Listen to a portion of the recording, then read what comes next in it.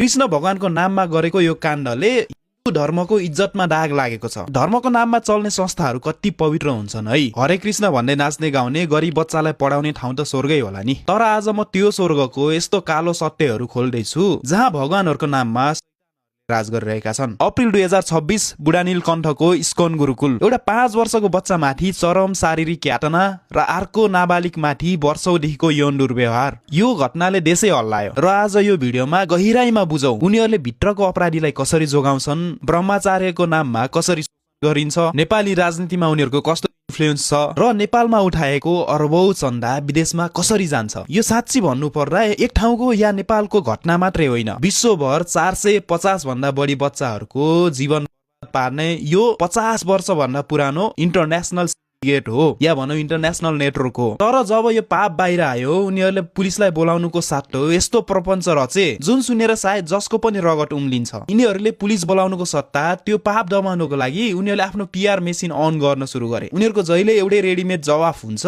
यो संस्था पवित्र छ, यो त एक दुई जनाले गरेको गल्ती मात्र, र पुलिसलाई खबर गर्नु या केस बाहिर आउनुको साटो आध्यात्मिक काउन्सिलिङको नाटक गर्छन्। यसरी उनीहरूले इन्डियाको मायापुरमा 22 वर्षसम्म एउटा बाल अपराधीलाई यसरी नै सरुवा गर्दै जोगाइराखेका थिए। यो सुन्दा दुःख लाग्ला, तर यो व्यक्ति नयाँ होइन, यसको जरा दशकौं पुरानो छ र अन्तर्राष्ट्रिय रेकर्डमा झन भयानक छ। इस्कन संस्था वर्षौंदेखि योजनाबद्ध तरिकाले चलेको सिस्टमेटिक हो। सन् 1977 मा जब इस्कन नेपालमा छिर्यो उनीहरूको उद्देश्य स्पष्ट थियो, जे जसरी हुन्छ नेपालमा आफ्नो एम्पायर खडा गरेर मजबुत नेटवर्क बनाउने। त्यसैको नतिजाले होला आज सायद 60 वटा भन्दा बढी उनीहरूको गुरुकुलहरू मात्रै छ। सन् 2001 मा अमेरिकाकै गुरुकुलमा शोषणको मुद्दा चल्दा इस्कनले $905 मिलियन 450 जनालाई त्यति रकम क्षतिपूर्ति तिरेको रेकर्ड छ। अमेरिकामा बाल शोषण, स्विजरल्यान्डमा लगभग 85 मिलियन फ्र्याङ्क ट्याक्स छली। यो सबै रेड फ्ल्याग हुँदा हुँदै पनि हामीले कहिले वास्ता गरेनौं। उल्टै 2015 को भुइँचालोमा नेपाल रिलिफ फन्ड, जसमा संसारबाट पैसा उठाएर